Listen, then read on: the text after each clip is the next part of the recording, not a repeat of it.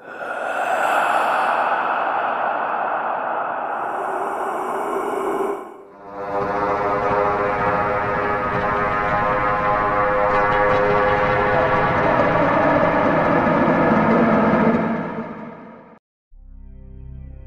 যখন অ্যান্টিক জিনিস কিনে থাকি বা উপহার স্বরূপ পেয়ে থাকি তখন মনে এক অদ্ভুত আনন্দ জেগে ওঠে, কিন্তু যদি কখনো জানতে পারি যে সেই জিনিসটা অভিশপ্ত, তখন হাজারো প্রশ্নের ভিড়ে নিজেকেই বারবার হারিয়ে ফেলি। এমনই একটা প্রাচীন অভিশপ্ত জিনিস হলো ডিবুক বক্স। 2012 সালে মুক্তিপ্রাপ্ত দ্য পজেশন মুভিতে এই বক্সের উল্লেখ পাওয়া যায়। এখন প্রশ্ন হলো, এই ডিবুক বক্স কি? কোথা থেকে এলো এই বক্স? কেন এটা অভিশপ্ত? এই সব প্রশ্নের উত্তর জানার আগে শুনে নেওয়া যাক এই মুভির পিছনে থাকা কাহিনীটি। নমস্কার বন্ধুরা, আমি অঙ্কুশ। আপনারা শুনছেন আমার ইউটিউব চ্যানেল হান্টিং নাইটমেয়ার। আজ শুনছেন ভয়ঙ্কর সত্য কাহিনীকে কেন্দ্র করে বানানো মুভি দ্য পজিশনের কাহিনীটি। চলুন তাহলে এবার কাহিনীতে ফেরা যাক। একজন বৃদ্ধ মহিলা বিষণ্ণ মুখে চেয়ে আছে হিব্রু ভাষায় লেখা একটা চারচৌকো কাঠের বক্সের দিকে। একভাবে কিছুক্ষণ সেদিকে চেয়ে থেকে তিনি চুল আঁচড়ানোর জন্য আয়নার সামনে গিয়ে দাঁড়ান, আর চুলে হাত দিতেই হঠাৎ করে একগোছা চুল উঠে আসে। সঙ্গে সঙ্গে তিনি ধরে নেন এই সবের পিছনে ওই বক্সের কোনো ভূমিকা আছে। ঠিক তখন বক্সের মধ্যে থেকে এক অদ্ভুত শব্দ শুনতে পাওয়া যায়। একটা হাতুড়ি নিয়ে ওই ভদ্রমহিলা বক্সটাকে ভাঙার জন্য এগিয়ে যান, কিন্তু বক্সের সামনে আসতেই তিনি অনুভব করেন কোনো অদৃশ্য শক্তি তাকে এই কাজে বাধা দিচ্ছে। ক্রমেই তার সারা শরীরে কম্পন শুরু হয়, বদলে যায় মুখের আদল। একসময় নিজের উপর নিয়ন্ত্রণ হারিয়ে ঘরের মেঝেতে পড়ে গোল গোল পাক খেয়ে হাওয়ায় ভর করে ছিটকে পড়েন ঘরের এক কোণে। পরক্ষণেই কোনো অপশক্তি তার শরীরের হাড়গুলোকে একে একে ভাঙতে শুরু করে।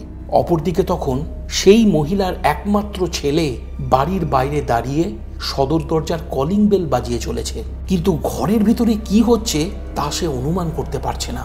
হঠাৎ ঘরের ভিতরে ভাঙচুরের শব্দ শুনতে পেয়ে ছেলেটি নকল চাবি দিয়ে দরজা খুলে ভিতরে যায় আর দেখে তার মা অজ্ঞান হয়ে ঘরের মেঝেতে পড়ে আছে। সঙ্গে সঙ্গে শোনা যায় এক বিকৃত কণ্ঠস্বর। পরের দৃশ্যে আমরা ক্লাইড ও স্টেপনিকে দেখি, যাদের ডিভোর্স হয়ে গেছে গত কিছু মাস আগেই। হ্যানা আর এমলি নামে তাদের দুটি মেয়েও আছে। ক্লাইড পেশায় বাস্কেটবল কোচ ও স্টেপনি জুয়েলারি ডিজাইনার। বর্তমানে স্টেপনি তার নতুন বয়ফ্রেন্ড ব্রেটের সঙ্গে আছে। সপ্তাহের শেষে ছুটির দিনগুলোতে হ্যানা আর এমলি তার বাবা ক্লাইডের সঙ্গেই থাকে। এক ছুটির দিনে ক্লাইড তার দুই মেয়েকে নিজের নতুন বাড়িতে নিয়ে যায়। তারা পরদিন দেখতে পায় রাস্তার ধারে একটা বাড়ির সামনে পুরনো জিনিস নিলাম হচ্ছে। কৌতূহল বশে তারা সেখানে গেলে এমলি সেই কাঠের বক্সটিকে দেখতে পায়, যেটা একসময় বৃদ্ধ মহিলার ঘরে ছিল। আসলে ওই বৃদ্ধ মহিলার ছেলেটি নিজের বাড়ির জিনিসগুলোকেই নিলামে বিক্রি করছিল। বক্সটা এমলির পছন্দ হওয়ায় ক্লাইড সেটা কিনে দেয়। বক্স হাতে করে ফেরার সময় এমলি একটা ঘরের মধ্যে সেই বৃদ্ধ মহিলাটিকে সারা শরীরে ব্যান্ডেজ বাঁধা অবস্থায় বিছানায় শুয়ে থাকতে দেখে, যার সারা শরীরে হাড় ভেঙে গিয়েছিল। হঠাৎ সেই বৃদ্ধ মহিলা চিৎকার করে ওঠেন এমলির হাতের বক্সটা দেখতে পেয়ে। তিনি বোঝাতে চেষ্টা করেন ওই বক্সটা যেন তার চোখের সামনে থেকে সরিয়ে দেওয়া হয়। এই ব্যাপারটা বুঝতে না পেরে এমলি প্রচণ্ড ভয় পেয়ে সেখান থেকে চলে যায়। বাড়ি ফিরে এমলি ক্লাইডকে বক্সটা খুলতে বলে, কিন্তু ক্লাইড ভেবে পায় না সেই বক্স সে কিভাবে খুলবে, কারণ বক্সটার চারিধার দিয়ে সিল করা ছিল। তখন ক্লাইড বলে যে এই বক্স বানিয়েছিল সে কখনোই চায়নি যে কেউ এই বক্স খুলুক। বক্সটি নাড়াতেই বোঝা যায় তার মধ্যে কিছু আছে, মানে কোনো এক সময় এই বক্সটি খোলা হয়েছিল।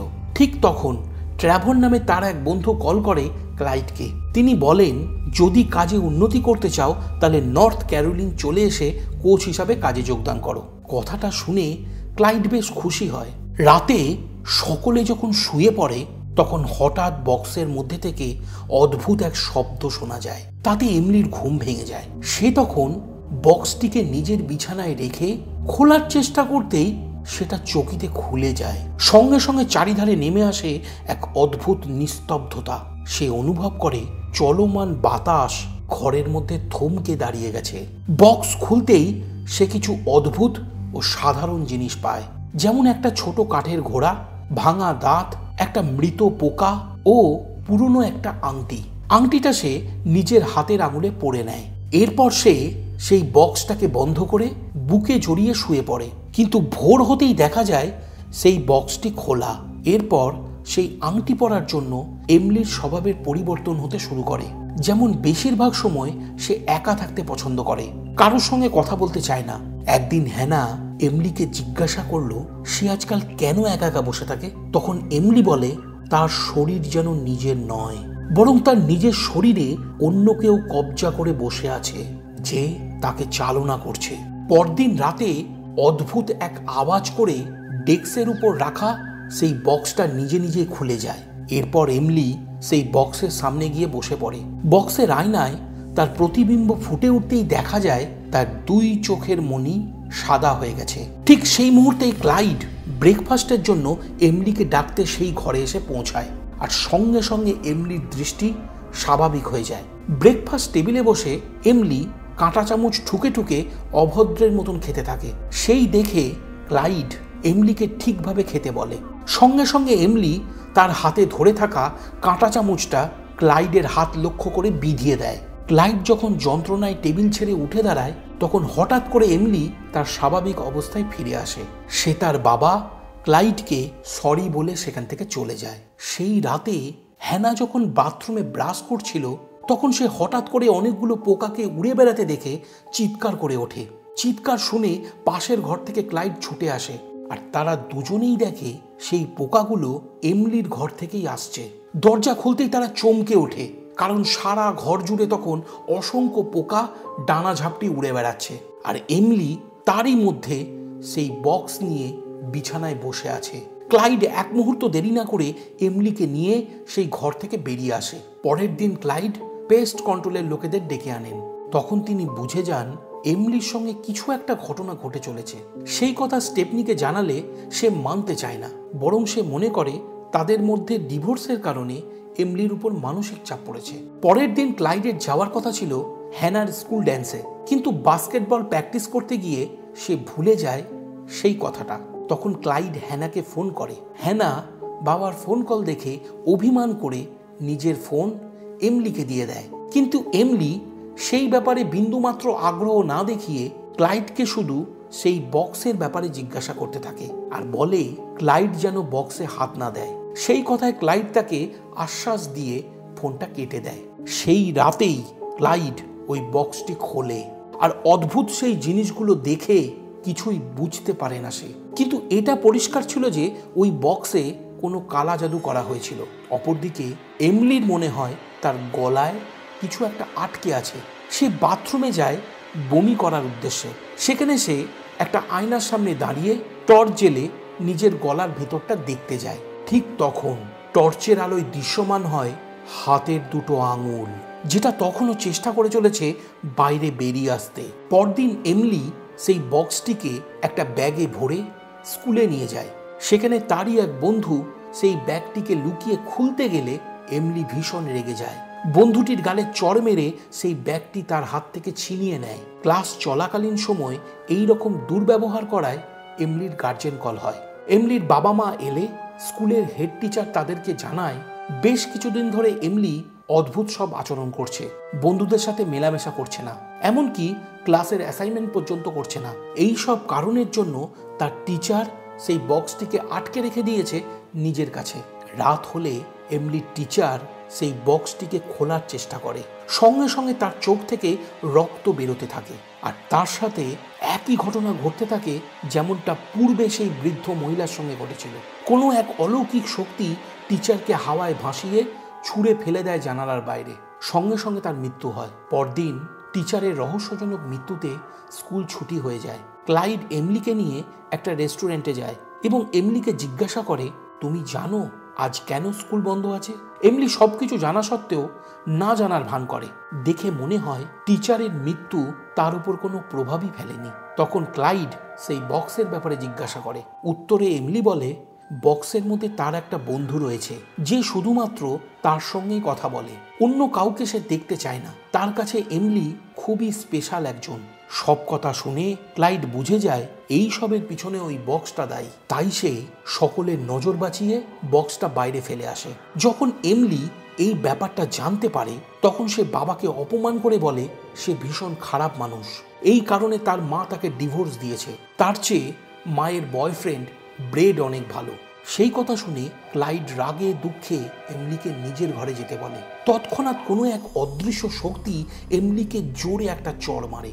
দেখে মনে হয় চড়টা ক্লাইড মেরেছে, কিন্তু আসলে সে কিছুই করেনি। ঠিক সেই সময় হ্যানা সেখানে এসে পড়ায় পরিস্থিতি দেখে সে ধরে নেয় ওই চড় ক্লাইড মেরেছে। অপরদিকে এমলি সেই বক্সটিকে খুঁজতে রাতের অন্ধকারে রাস্তায় ছুটতে শুরু করে। কিছু দূর যাওয়ার পর এমলি সেই বক্সটা খুঁজে পায়। তখন বক্সের মধ্যে থেকে কেউ হিব্রু ভাষায় এমলিকে বোঝাতে থাকে সে তার সাথে যাবে এবং সবকিছু ঠিক করে দেবে। কিন্তু সেই কথায় এমলি চিৎকার করে বলে না। দেখে স্পষ্ট বোঝা যায় এমলি জানতো সেই বক্সটা অভিশপ্ত। যেহেতু সেই বক্সের সঙ্গে তার একটা সম্পর্ক গড়ে উঠেছে, তাই সে চাইলেও নিজেকে ওই বক্সের থেকে আলাদা করতে পারতো না। দেখতে দেখতে বক্সের ভিতর থেকে অসংখ্য পোকা ডানা মেলে উড়ে এসে এমলির মুখের মধ্যে দিয়ে শরীরে প্রবেশ করে যায়। সে তখন অজ্ঞান হয়ে সেখানে পড়ে যায়। ক্লাইড সেখানে আসলে এমলিকে তুলে নিয়ে ঘরে ফিরে যায়। অপরদিকে হ্যানা স্টেফনিকে ফোন করে বোনকে চড় মারার কথাটা জানালে স্টেফনি পুলিশ নিয়ে ক্লাইডের বাড়িতে চলে আসে। পরদিন কোর্ট আদেশ দেয় ক্লাইড নিজের মেয়েদের সঙ্গে দেখা করতে পারবে না, কারণ সে এমলির গায়ে হাত তুলেছে। তখন ক্লাইড স্টেফনিকে বোঝাতে যায়, কিন্তু স্টেফনি রাগের কারণে তার কথায় কান না দিয়ে মেয়েদের সঙ্গে করে বাড়ি ফিরে যায়। বাড়ি ফিরে আসলে স্টেফনির বয়ফ্রেন্ড ব্রেড এমলির সঙ্গে কথা বলতে গেলে এমলির হাতে সেই দাঁতটা দেখতে পায়, যে দাঁত ওই বক্সের মধ্যে থেকে পাওয়া গিয়েছিল। কথা বলে ব্রেড চলে যেতেই এমলির চোখ মুখের পরিবর্তন হতে শুরু করে। দেখে মনে হয় এমলির মুখের মধ্যে একটা হাতের ছাপ নড়াচড়া করছে। চোখের মনি ফ্যাকাশে হয়ে ঘুরে গেছে। পরের দিন ক্লাইড বক্সটি নিয়ে কলেজের এক প্রফেসরের কাছে যায়, যিনি এইসব বিষয়ের উপর চর্চা করতেন। বক্সটি দেখে সেই প্রফেসর বলেন, খুব সুন্দর কাজ, এটা পোল্যান্ডের 1920 বা 1930 সালে তৈরি করা। দেখে মনে হচ্ছে এটা জুইস গ্রামের। বক্সের গায়ে যা লেখা আছে সবই হলো হিব্রু ভাষায়। এটা কোনো সাধারণ বক্স নয়, বরং এটা ডিবুক বক্স। হিব্রু ভাষায় এর মানে হলো অপআত্মা। এই বক্সের সম্পর্ক তন্ত্রমন্ত্রের সঙ্গে। ডিবুক বক্সের উৎস ইহুদি পৌরাণিক গল্পকথা থেকে। সেই সময় মানুষ ভালো ও মন্দ এই দুই আত্মার অস্তিত্বকে বিশ্বাস করত। তারা মনে করত এই বক্সে অপআত্মাকে বন্দি করে রাখা যায়। এই বক্স বানানোই হয়েছে অপআত্মাকে বন্দি করে রাখার জন্য। যে এই বক্স বানিয়েছিল সে কখনোই চায়নি কেউ সেই বক্স খুলুক, তাই সে বক্সের লককে লুকিয়ে দিয়ে হিব্রু ভাষায় লিখে দিয়েছে ডু নট ওপেন। বাড়ি ফিরে ক্লাইড ইন্টারনেটে এই সম্পর্কিত তথ্য সংগ্রহ করতে থাকে, যেখানে সে এক্সোসিজম ছাড়াও সেই বক্সের ব্যাপারে অনেক কিছু জানতে পারে। পরদিন ক্লাইড জুইস বাইবেল নিয়ে স্টেফনির বাড়িতে যায় আর এমলির বিছানার পাশে বসে সেই বাইবেলের 99 অধ্যায় পড়তে শুরু করে। এমলি তখন ক্লাইডের দিকে এক দৃষ্টিতে চেয়ে থাকে। চোখের কোণ দিয়ে অশ্রুধারা গড়িয়ে যায়। দেখে বোঝা যায় এমলি কোনো অদৃশ্য শক্তির কাছে বন্দী থাকায় সে বলতে পারছে না তার সাহায্যের দরকার। ক্লাইড অধ্যায় 4-5 লাইন পড়তেই হঠাৎ কোনো অদৃশ্য অপশক্তি তার হাতে ধরে থাকা বাইবেলটাকে ছুঁড়ে ফেলে দেয় ঘরের দেওয়ালের দিকে। সে চমকে ওঠে। ওদিকে সেই শব্দ শুনে স্টেফনি সেই ঘরে চলে আসে আর ক্লাইডকে সেখান থেকে চলে যেতে বলে। পরদিন ক্লাইড বুকলেটের হেসেটিক কমিউনিটিতে যায়, যেখানে সে এক জুইস প্রিস্ট জেডকের সঙ্গে দেখা করে। ক্লাইড পুরো ব্যাপারটা জেডককে জানালে জেডক তার বাবা র্যাবের কাছে ক্লাইডকে নিয়ে যায়। সেখানে পৌঁছাতেই দেখা যায় র্যাবে তার অনুগামীদের সঙ্গে বসে আছে। ক্লাইড যখন সেই বক্সটি সকলের সামনে মেলে ধরে তখন উপস্থিত অনুগামীরা ভয় পেয়ে কিছুটা দূরে সরে যায়। র্যাবে ক্লাইডকে জিজ্ঞাসা করে, এই ডিবুক বক্স তুমি খুলেছ? উত্তরে ক্লাইড বলে, আমি নয়, আমার মেয়ে এই বক্স খুলেছে। এই কথা শুনতেই র্যাবের অনুগামীরা সেখান থেকে চলে যায়।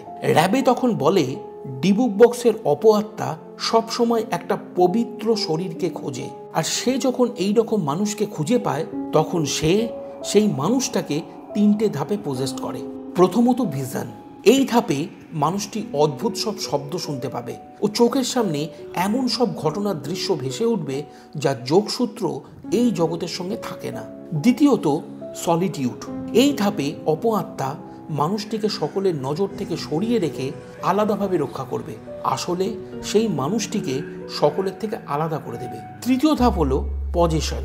এই অন্তিম ধাপে মানুষটি সম্পূর্ণভাবে সেই অপআত্মার কন্ট্রোলে চলে যাবে, যার ফলে অপআত্মা সেই মানুষটির শরীরে প্রবেশ করে মিলেমিশে এক হয়ে যাবে। এই কথা শুনে বোঝা যায় এমলি বর্তমানে শেষ ধাপে পৌঁছে গেছে, তাই এক্সরসিজম করা ছাড়া আর অন্য কোনো পথ বেঁচে নেই। র্যাবে ক্লাইডকে বলে একে আটকানোর একটাই উপায় আছে, সেটা হলো ক্লাইডকে ওই আত্মার নাম ধরে ডেকে এই বক্সে ফিরে যাওয়ার জন্য তাকে আদেশ দিয়ে এই বক্সটা বন্ধ করতে হবে, তাহলেই এমলিকে বাঁচানো সম্ভব। কিন্তু সমস্যাটা হলো ক্লাইড সেই আত্মার নামই জানে না। ক্লাইড অনুরোধ করে রেবেকে বলে এক্সোসিজমের কাজ শুরু করতে, কিন্তু রেবে স্পষ্ট জানিয়ে দেয় সেটা সম্ভব নয়, কারণ এই এক্সোসিজম এতটাই ভয়ঙ্কর যে একটু ভুলের কারণে এই অপআত্মা যে কারো শরীরে প্রবেশ করতে পারে। সেই কথা শুনে ক্লাইড যখন হতাশ হয়ে সেখান থেকে চলে যাচ্ছে, তখন জেডক তার সাথে একাকী দেখা করে ও ক্লাইডকে সাহায্য করতে রাজি হয়ে যায়। অপরদিকে এমলি পশুর মতন আচরণ করে বাড়ির ফ্রিজ খুলে একটা বড় কাঁচা মাংসের দলা দাঁতে ছিঁড়ে খাচ্ছে। সেই দেখে স্টেপনি ভীষণ ভয় পেয়ে যায়। সে যখন এমলির নাম ধরে ডাকে তখন এমলি টেবিলের উপর রাখা কাঁচের পাত্রগুলো মেঝেতে ফেলে বলে এখানে এমলি নামে কেউ নেই। এমলি যখন স্টেপনির উপর আক্রমণ করতে যায় তখন এমলি কোনো রকমে নিজেকে সামলে নেয়, কারণ সে তখনও পুরোপুরিভাবে পজেসড হয়নি। ব্রেড এমলিকে ডাক্তারের কাছে নিয়ে যাওয়ার পরামর্শ দিলে স্টেপনি রাজি হয়ে যায়। পরদিন এমলিকে ডাক্তারের কাছে নিয়ে যাওয়ার জন্য ব্রেড যখন বাড়িতে আসে তখন এমলি অদ্ভুতভাবে ব্রেডের দিকে এক দৃষ্টিতে চেয়ে থাকে। কিছুক্ষণের মধ্যেই সেখানে প্রবল বেগে হাওয়া বইতে শুরু করে। ব্রেডের ঠোঁটের কোণ দিয়ে গড়িয়ে পড়ে রক্তের ধারা। দেখতে দেখতে তার মুখের সকল দাঁতগুলো কোনো অদৃশ্য শক্তি এক লহমায় উপড়ে নিতে থাকে। সে কোনো রকমে সেখান থেকে পালিয়ে বাঁচে। সেই শব্দ শুনে হ্যানা ও স্টেপনি বাড়ির বাইরে ছুটে আসে আর এমলিকে বাইরে পড়ে থাকতে দেখে। ঠিক তখন এমলির মুখ থেকে বেরিয়ে আসে একটা জ্যান্ত পোকা। অপরদিকে জেডক ডিবুক বক্সটা ঘাঁটতে ঘাঁটতে বক্সের ভিতরে আয়নার কাঁচটা দেখে বলে এই আয়নার কাছে আত্মা নিজেকে দেখে মনে রাখে যে তাকে ঈশ্বরের থেকে দূরে থাকতে হবে। এই কথা বলতেই জেডক সেই আয়নার কাঁচটা ভেঙে দেয়। সঙ্গে সঙ্গে সেই আয়নার পিছনে আত্মার নামটা দেখা যায়। নামটা হলো আবিজু, মানে যে বাচ্চা চুরি করে। এদিকে স্টেপনি এমলিকে এমআরআই করতে নিয়ে যায়। তখন স্ক্যান রিপোর্টে পরিষ্কার দেখা যায় এমলির শরীরে বুকের কাছে কোনো শয়তানের অবয়বকে নড়াচড়া করতে। ঠিক পর মুহূর্তেই সেই হসপিটালে ক্লাইড জেডককে সঙ্গে করে পৌঁছায় আর তারা সিদ্ধান্ত নেয় যে এক্সোসিজম ওই হসপিটালেই করা হবে, কারণ তাদের হাতে আর বেশি সময় নেই। তারা এমলিকে নিয়ে ফিজিক্যাল থেরাপি রুমে যায় আর শুরু হয় এক্সোসিজম। জেডক পরিবারের সকলকে বলে তাদের প্রিয় কোনো জিনিস যেন সেই ডিবুক বক্সে রাখে। সেই কথা মতো পরিবারের সকলে যেমন ওয়েডিং রিং, ঘড়ি, মাথার কাটা চুল ইত্যাদি রাখে। রিচুয়াল শুরু হতেই এমলি সম্পূর্ণভাবে একটা শয়তানে পরিবর্তিত হয়ে জেডককে আক্রমণ করে। সেই দেখে ক্লাইড আবিজু নাম ধরে চিৎকার করে সেই আত্মাকে বলে সে এমলিকে ছেড়ে তাকে যেন শিকার বানায়।